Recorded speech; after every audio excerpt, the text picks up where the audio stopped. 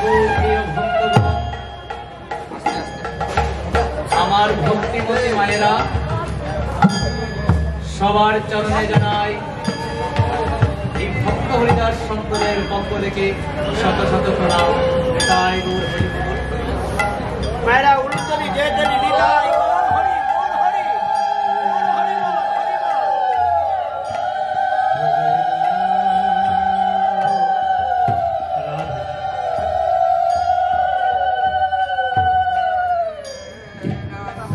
রাধে হরি বল রাধে। তো এত রাত্রে আপনারা হরি কথা কৃষ্ণ কথা শোনার জন্য বসে আছেন। আপনারা অতি পিপাসার্থ কিসের? ভগবানের নাম গুণাগুণ কীর্তন শ্রবণ করবেন বলে। এতক্ষণ অনেক লোক ছিল, অনেক মানুষ ছিল। দেখুন 10টা বাজতে না বাজতে সবাই ঘরে চলে গেছে। আপনারা কিন্তু এখনো বসে আছেন কেন? আরেকটু যদি হরি কথা বা হরি নাম শ্রবণ করি তো মনের জ্বালা দূরে যাবে। হরি বল হরি বল হরি বল।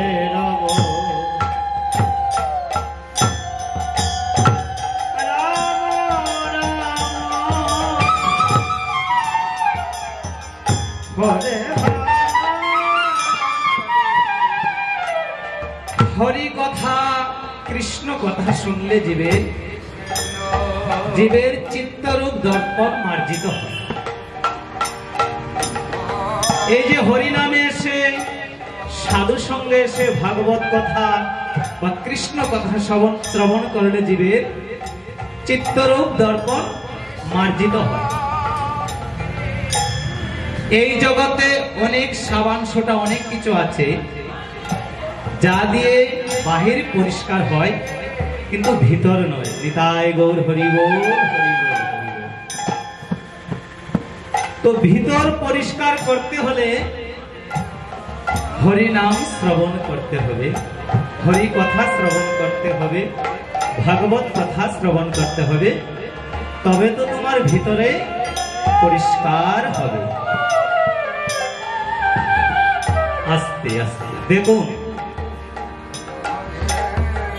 নবদ্বীপে এক ভক্তিমতী মা ছিল, কিন্তু বাবা ওনার স্বামী ছিল কসাই। কসাই কাকে বলে? যারা পশু হত্যা করে তাকে তো কসাই বলে। তো কসাই প্রতিদিন চলে যায় তার কর্মে, আর কসাই স্ত্রী প্রতিদিন দরজা বন্ধ করে হরি আসর কীর্তন আসরে ছুটে যায়। মনোযোগ দিয়ে কথাটা শুনবেন। স্ত্রী যদি ভক্তিমতী হয়, স্বামীকে কিভাবে ধরে ওই ভক্তির দিকে এগিয়ে নিয়ে যায় সেই কথাটুকু যদি একনিষ্ঠ ভাবে শ্রবণ করো তাহলে উপলব্ধি করতে পারবে। যদি মন একটু এদিক সেদিক হয় তবে কিন্তু সেই রস থেকে বঞ্চিত থাকবে না। নিতাই গৌর হরি বল হরি বল হরি বল।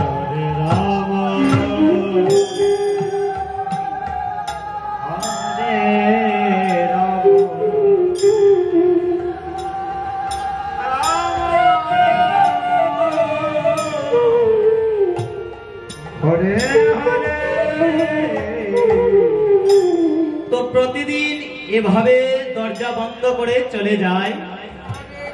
একদিন ওই কসাই এসে দেখে কি দরজাটা বন্ধ আছে। তো পাশের বাড়ির লোকজনকে জিজ্ঞাসা করছিল, ওগো তোমরা কি বলতে পারো যে আমার স্ত্রী কোথায় চলে গেছে? দেখবেন যদি কোনো মানুষ ভালো থাকে তার পিছনে নিন্দুক বেশি থাকে। ভালো হয়ে সংসারে চলবেন, ভক্তির দিকে আসবেন, মন্দিরে আসবেন, আপনার পিছন থেকে দেখবেন বাধা সৃষ্টি করবেন। আহ কি ভক্তি, বাহ এ না সেই না, আর কত কিছু বলবে। ওই সব শুনলে হবে না। বলছে পরেরই কথা কিবা আসে যায়, নিচে দাগা তুমি পেও না। কেবল হরি কথা কও, হরি গুণ গাও, হরি নামে সদাই মত্ত হও। হরি কথা গীতি গাও নীতি নীতি, অন্য কোন গীতি গেও না। যার মুখ হেরি ভুলে যাবে তুমি হরি, তার মুখ প্রাণে তুমি ছেও। নিতাই গৌর হরি বল, হরি বল। দেখেছেন?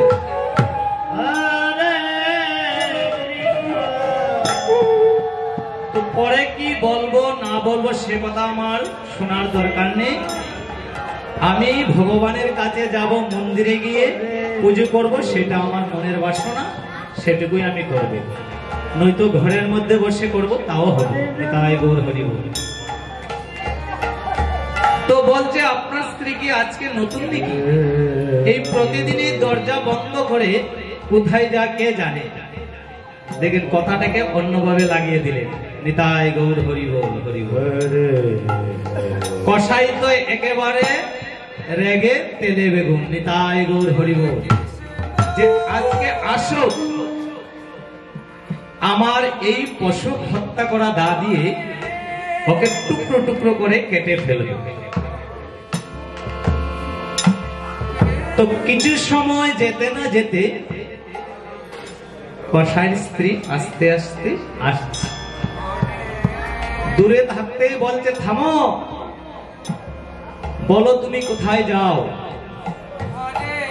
আজ তোমাকে এই আমার হাতের দা দিয়ে তোমাকে খেতে ফেলবো। স্বামীকে কিছুতেও বুঝাতে পারছে না। তো স্ত্রী বলছে স্বামীর হাতে মৃত্যু হওয়া সে তো আমার অনেক জন্মের সৌভাগ্য। তবে হে স্বামী, আমার একটা কথা শুনবে। কি কথা? ওই তুলসী রানীর কাছে গিয়ে আমি প্রণাম করব, তবে তুমি আমাকে কেটে ফেলবে, তাতে আমার কোনো দুঃখ নাই। নিতাই গৌর হরি বল, হরি বল। দেখুন স্ত্রী কেমন ভাবে বলছে স্বামীকে, ওহে স্বামী তোমার হাতে মরণ হবে তাতে দুঃখ নাই, কিন্তু যখন আমি তুলসীর তলায় প্রণাম করব তবে তুমি আমাকে মেরে ফেলবে, তাতে আমার কোনো আসে যায় না। কেন? শুনেছি তুলসী মাতা নাকি কৃষ্ণ ভক্তি প্রদান করে। তো আমি তুলসী মাতার কাছে প্রণাম করে বলবো আমার স্বামীকে আমি আমার এই জীবন দিয়ে আমি ভক্তির দিকে নিয়ে যেতে পারি না। তবে হে কৃষ্ণ ভক্তি প্রদায়িনী, তুমি তো সবাইকে ভক্তি প্রদান করো। আমি তোমার কাছে এই কামনা করি যেন আমার স্বামীকে একটু কৃষ্ণ ভক্তি ভিক্ষা দিও। নিতাই গৌর হরি বল, হরি হরে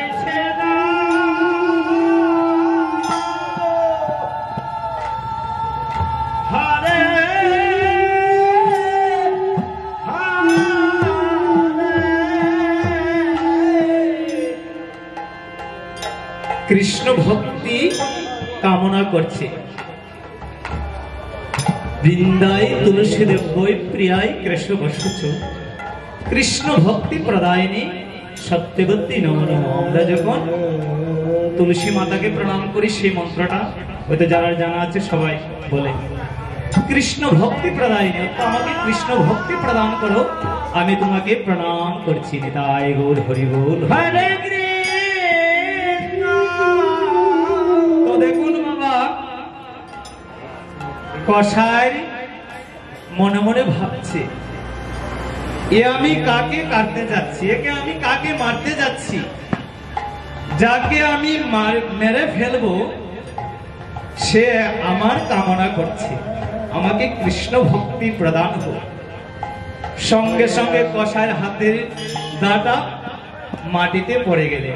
হরিবোল হরিবোল।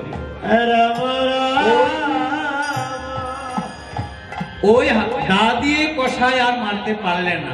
তবে বলছে, বলো তো স্ত্রী, তুমি প্রতিদিন কোথায় যাও? বলছে, শুনবে? তাহলে শুনো। আমি প্রতিদিন এই শ্রীবাস অঙ্গনে ভক্তদের সঙ্গে মালা তিলক দিয়ে হরি কথা শ্রবণ করি, কৃষ্ণ কথা শ্রবণ করি। কৃষ্ণ বলছে, তোমার কৃষ্ণ কথা কিভাবে শ্রবণ করে, ভক্ত সঙ্গ কিভাবে করে?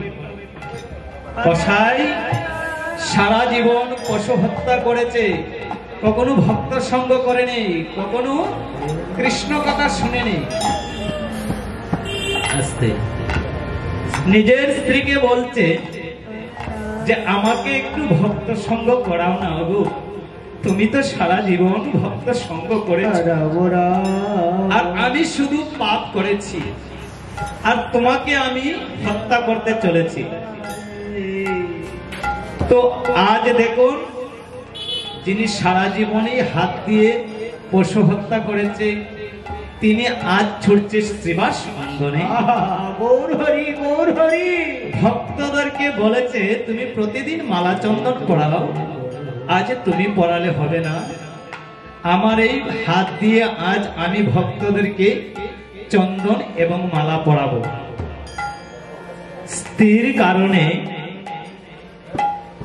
স্বামী শ্রীবাস অঙ্গনে গিয়ে ভক্তদেরকে চন্দন পড়াচ্ছে, মালা দিচ্ছে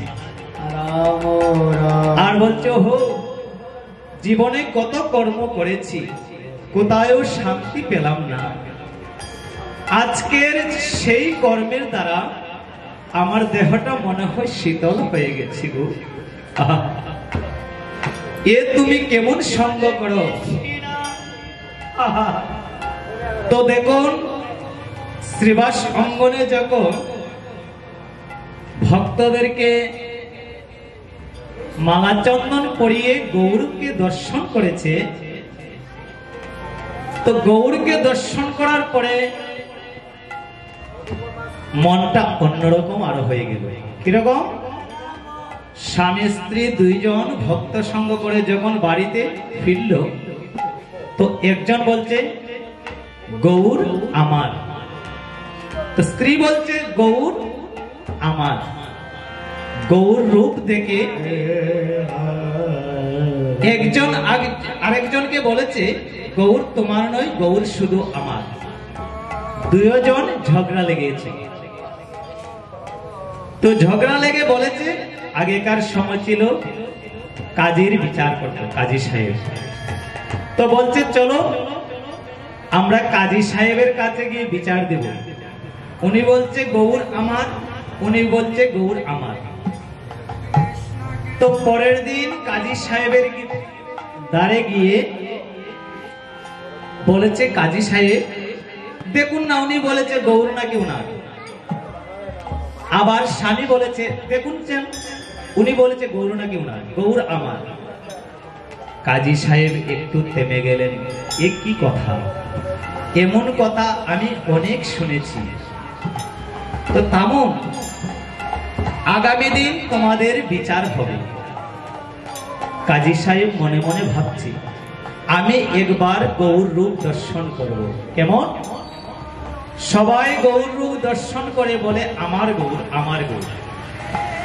তো গৌরকে দর্শন না করে আমি বিচার করতে পারবো না। তো গৌরকে যখন দর্শন করলেন, পরের দিন বিচার হবে। তো দেখুন বিচারটা কেমন করেছে। আস্তে আস্তে বাহ,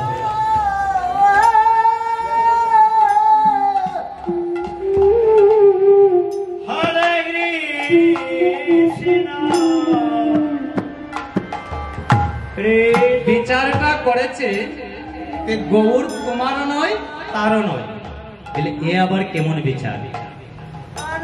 হয়তো একজনের হবে, গৌর তার হবে, এটা তোমার হবে। আমরা দুইজনে বিচার দিয়েছি, তাহলে একজনের যেখানে হবে। বলছে গৌর তোমারও নয় তারও নয়, তাহলে কার গৌর? গৌর আমার, গৌর আমার, গৌর আমার, গৌর আমার। কৃষ্ণ কৃষ্ণ হরে হরে হরে রাম হরে রাম রাম রাম হরে হরে।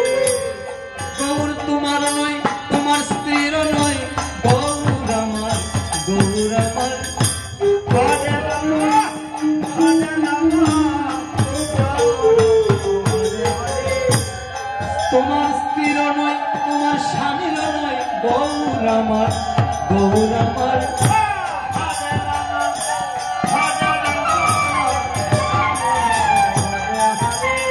বলি যে দেখে তার হয়ে যাই গো, গৌর আমার, গৌর আমার। যে দেখে তার হয়ে যাই গো, গৌর আমার, গৌর আমার। যে দেখে তার হয়ে যাই গো, গৌর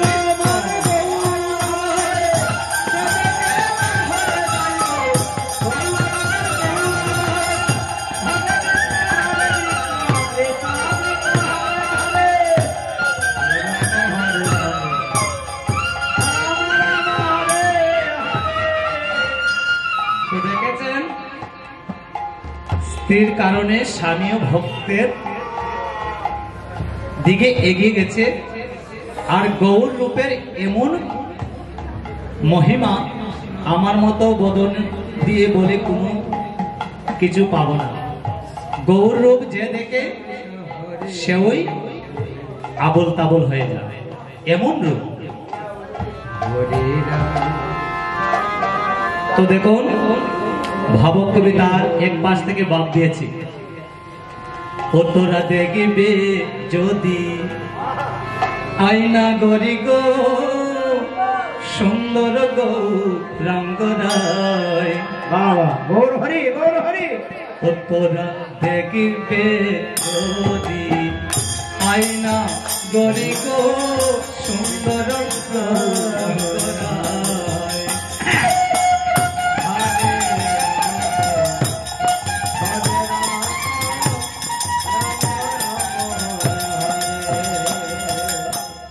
দেখবে যদি আয়না গরি গো, সুন্দর গৌরাঙ্গ রায়। হরে কৃষ্ণ কৃষ্ণ কৃষ্ণ হরে হরে। সদ মোহন বেশ দাঁড়ায় আছে গো, কৃষ্ণ কৃষ্ণ হরে হরে। সদ মোহন বেশ দাঁড়ায় আছে গো। রাম রাম হরে হরে। ওই সুরধনির কিনারায় সুন্দর গৌরাঙ্গ রায়। তারা দেখবে যদি আয়না গরি গো, সুন্দর গৌরাঙ্গ রায়। হরে কৃষ্ণ হরে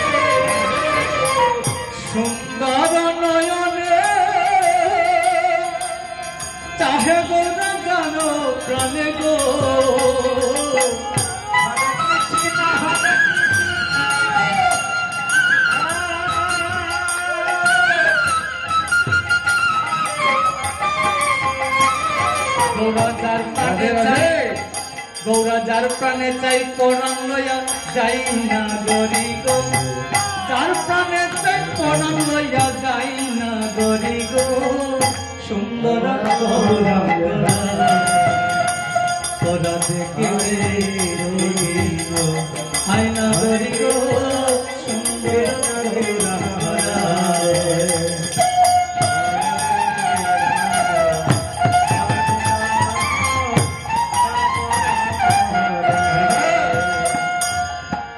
সুন্দর কপাল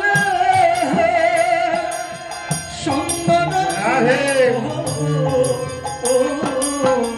ভজনা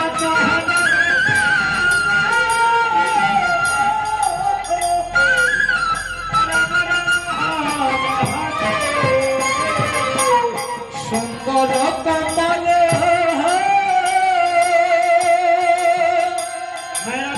সুন্দর তিলক হরে রাম হরে রাম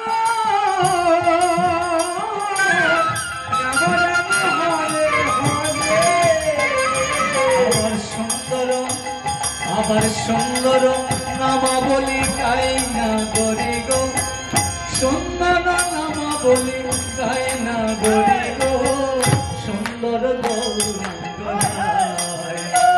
তোরা দেখিবে যদি হয় না গরি গো, সুন্দর গৌরাঙ্গ।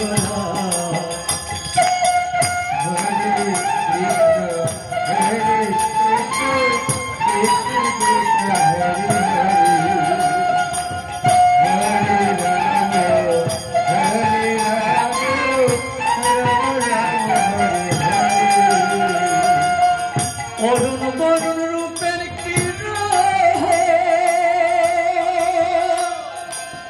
ঢুলু ঢুলু দুটি নয়ন গো,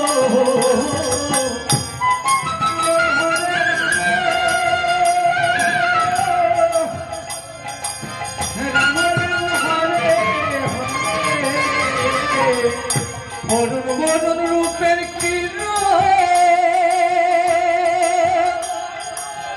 ঢুলু ঢুলু দুটি নয়ন গো, হরে রামে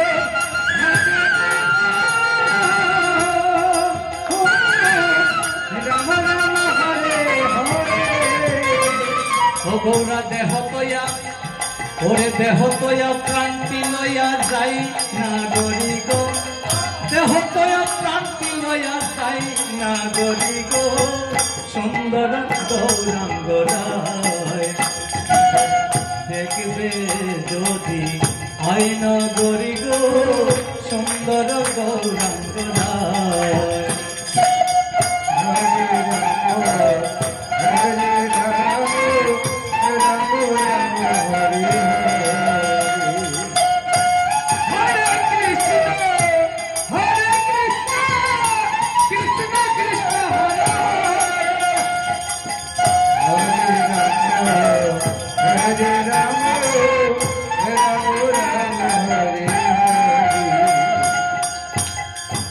গৌরা রূপ কেমন রূপ, যে দেখে তাকে কি করে, দেহ থাকে প্রাণ শুধু নিয়ে যায়। এই হরিনাম যারা করে তারা পাগল হয়ে যায়। কিরকম? শ্রী চৈতন্য মহাপ্রভুকে বলেছিল ভারতী গোসাই যে মন্ত্র দিয়েছে, মহাপ্রভু নিজেই বলেছিল কিবা মন্ত্র দিলে গোসাই, কিবা তার বল, জপিতে জপিতে মন্ত্র হইলাম পাগল। গুরুদেব বলেছে হরিনাম মহামন্ত্রে এই তো স্বভাব, যে জপে তার হয় উপজয় ভাব। তাই হরি বল।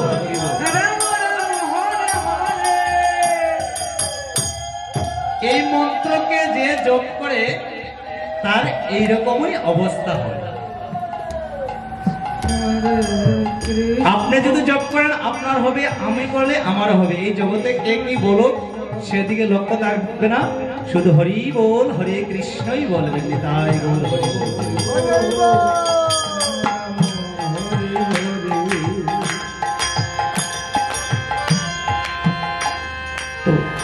আমার গৌরে লহরে সোনার নপুর পায় রুনু জুনু রুনু জুনু শব্দ শোনা যায় আমার গৌরে লহরে সোনার নপুর পায় রুনু জুনু শব্দ শোনা যায় আমার গৌরে লহরে Hare Krishna, Hare Krishna.